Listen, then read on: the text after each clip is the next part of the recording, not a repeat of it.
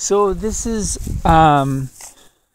these 3 beds I've converted. Let's see if I can see what I'm showing you. All right, so there's 3 beds here. There's this bed, this one that we're building, and then this back one. All 3 of these beds we're converting sod into garden space. You know, growing stuff. Like in this is all potatoes right here. So this first bed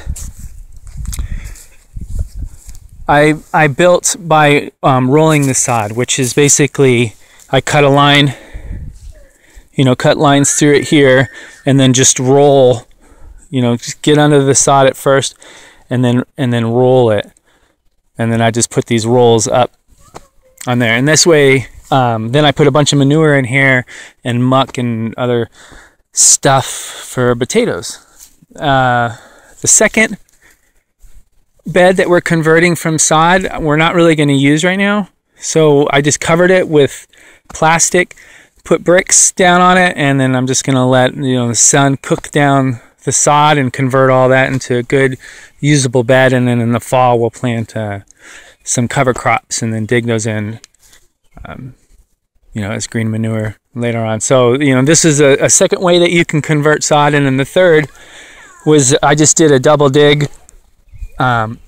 So I first did the first layer of top sod, and then I just flung it onto, you know, you could see that mound of the old sod, and then I dug down a second spade level and just turned it up and loosened up that soil, and then I took the sod and from the next top layer and just folded it over, and then double dig again, and then again sod, double dig, move the sod.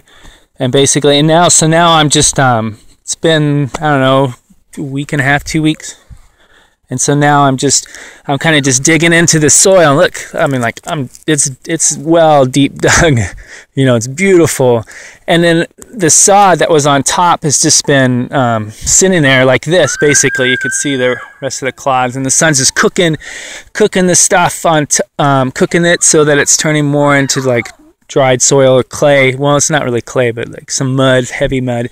And then now I'm breaking it, you know, I pull it up, I pull up a layer, you know, depending on how big it is, and then I just kind of break up the soil, you know, because the idea is, the problem with putting in sod, once you take that sod layer off, you basically lose all the good nutritional aspects, you know, that top soil, you know. I mean, of course there's a little bit more than that, but you lose a lot.